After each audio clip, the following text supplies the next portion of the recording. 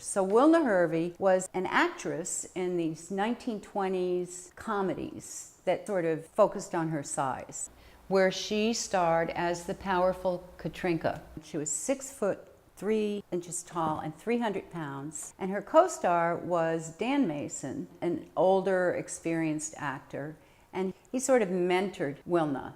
Nan Mason was the daughter of Dan Mason, and that's how Wilna and Nan met. Wilna had bought this small little shambles of a place which she called her studio. And Nan came to Woodstock and fell in love with Woodstock as much as Wilna had originally fallen in love when she came up to study at the Art Students League. From there, they embraced this community of artists in a period of time when Woodstock was particularly vibrant. And it wasn't just, a handful of friends that they had that were artists. It was quite a number of people, and they all embraced each other, and they painted each other, and they photographed each other, and they had dinner parties together and costume parties. And if somebody needed help, they were there to jump in for each other. One of their very close friends was Eugene Spiker, who was the foremost American painter in 1936. Also George Bellows. Eugene Spiker, in particular, supported Wilna in her enamel work. Wilna was very close friends with the film director Frank Capra. Ralph Whitehead was searching for this utopian art community, and he discovered Woodstock, established an art colony that was sort of crafts-based, and he called it Birdcliff. And his partner, Hervey White, was a little bit more of a rebel.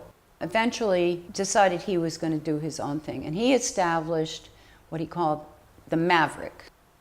Hervey White and the Maverick are known for their really raucous sort of festivals that they had every summer.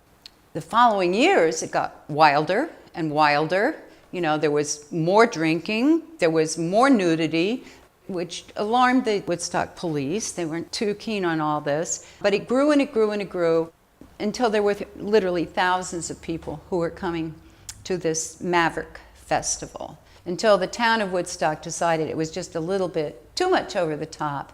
There were too many things that were just a little too out of control, so the Maverick Festivals ended. But at that point, Wilna Hervey and Nan Mason started what they called their full moon party, which was sort of a continuation of this Maverick tradition. People came in costume. It was in August under the full moon, and people brought instruments, and there were children, and there was food, and there was partying, and they were very well known for these parties, which you might think of as a model for the Woodstock festivals that followed.